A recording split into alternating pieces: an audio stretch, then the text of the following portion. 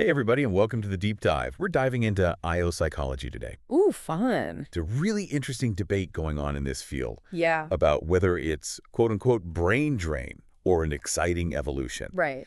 And so, for those of you who might not know, IO psychology is all about applying psychology Yeah. to the workplace. Workplace, exactly. How Yeah. people behave at work. Yeah, so like hiring and Yeah. training and motivation and all that good That stuff. absolutely. And so we have this study Yes. by Guinness Bradley. and Broderson from 2014 Uh-huh. that kind of lays out this tension that's happening. Yes. Um, And uh, was published in Industrial and Organizational Psychology, the journal. oh, perfect. Okay. Yeah.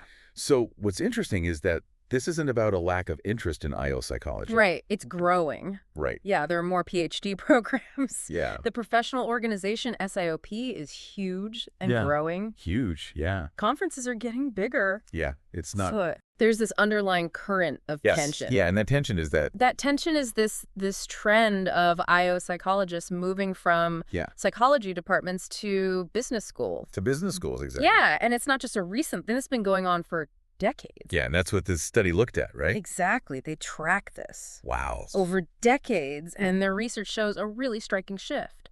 So like, what was it like back in the day versus now? Well, back in the early 1900s, you hardly saw any IO psychologists from business schools on the editorial boards Oh, wow. of the top journals like the Journal of Applied Psychology or Uh-huh. Personnel Psychology, but now Okay. they're the majority. Wow. So it's like completely flipped. Yeah, it's a huge change. So it's not just like the editorial boards, right? Yeah, oh, it's not. It's also like who's writing the articles. Yeah, more and more of their research is Yeah. coming from folks in business schools.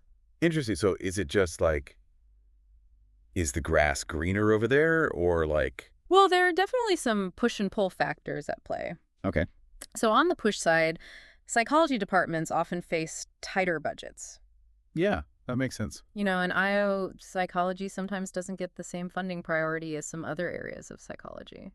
Yeah, that makes me wonder if maybe some people in psychology Yeah. view IO as kind of the Right. less serious cousin or something. Yeah, like the less academic Yeah. or the less rigorous or Yeah. yeah, we do hear that sometimes. Yeah. And then on the pull side, business schools offer some pretty attractive perks. What, like what? Well, more resources for research, Okay, more money for research. lighter teaching loads, and let's be honest, the salaries are way higher. Really? Oh yeah, the study mentions that an assistant professor in a business school can often earn almost as much as a full professor in a psychology department. What? Yeah, that's a big difference. That's a huge difference. Yeah, so it's understandable why some IO psychologists might be drawn to business schools. That makes total sense. Yeah. So this whole move, though, has got a lot of people talking Well, in yeah, the IO world. definitely. And the authors didn't just look at the numbers. Right. They actually talked to some of the leaders. They surveyed Ah. SIOP fellows Okay. and past presidents to get their take on this trend. So like the who's who. Exactly, the who's who of IO psychology. Yeah. So what did they find out? Well, it was interesting. The responses were mixed, Okay. really dependent on who you asked. Uh-huh. When it came to the impact on psychology departments, some folks were really worried about a brain drain. Oh, so like losing all the experts. Exactly. They felt like losing top IO researchers would weaken psychology departments Yeah. and IO's presence within psychology as a whole. Yeah, because if all the best people are leaving for business school, Right. what does that say Yeah, what's left? about the field? Exactly. But some people saw a potential upside to this, you know? Oh, really? They thought that maybe this shift could actually force psychology departments to get more creative and collaborative. Interesting. Yeah, like maybe they'd start working more with other areas of psychology. Okay, so like kind of like a forced evolution.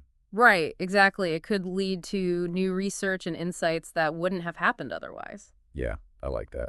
Yeah, so it's not all doom and gloom. Okay, so what about the business schools, though? Are they like super stoked to have all these IO folks coming in? There's definitely some excitement about the potential for IO to influence business practices more directly, you know? Yeah, like getting in there on the ground floor. Exactly. But there are also some concerns. Like what? Well, some worry that with more IO psychologists in business schools, the focus might shift too much towards the organizational side of things. Oh, so maybe at the expense of the individual perspective.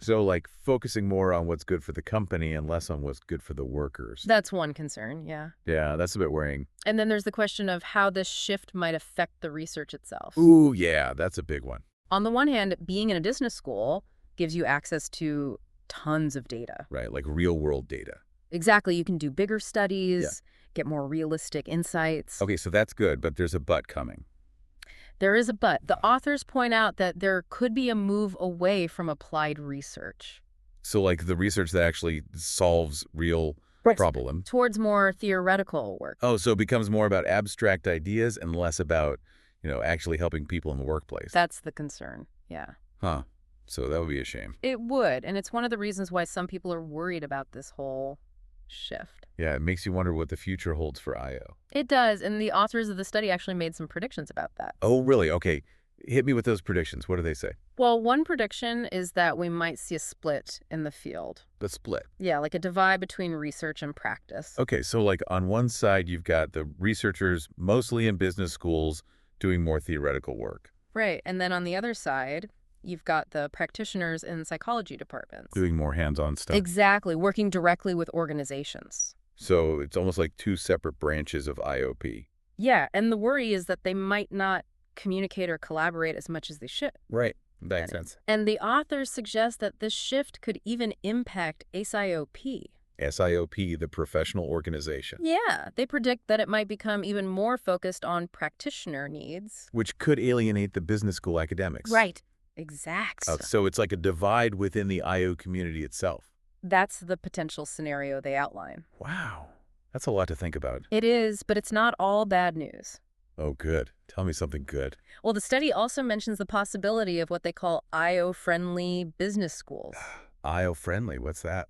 These are schools that really value IO research, Okay. even the more traditional industrial topics. Okay, so they're not just focused on the organizational stuff. Right. They see the value in both sides of IO. That's encouraging. The question is, will these IO-friendly schools become the norm, or will they be the exception? Right, and how will that affect the future of IO? Exactly. And remember, new IO psychologists might be more likely to adapt to whatever their business school values. So if they're in a school that's really focused on organizational stuff, They might end up doing more research in that area. even if their heart's not really in it.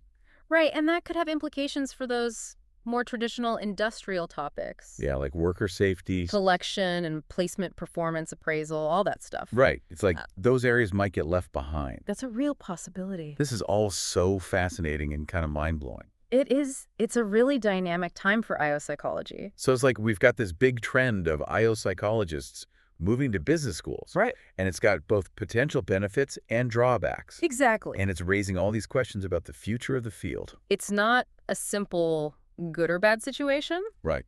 There are valid concerns about a brain drain and a shift away from applied research. But there's also the potential for IO to have a bigger impact on business and to connect with other fields. It really feels like we're at a crossroads. We are.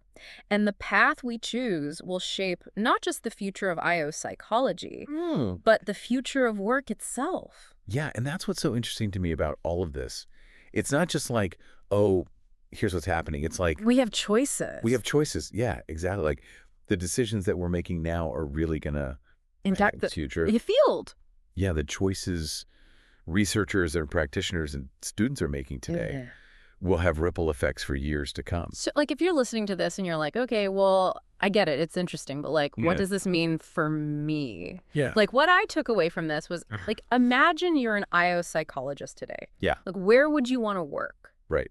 Would you be more drawn to a business school Yeah. with all the resources and potential influence? Yeah. Or would you be more drawn to a traditional psychology department? Yeah. Maybe focused on teaching or applied research. Yeah.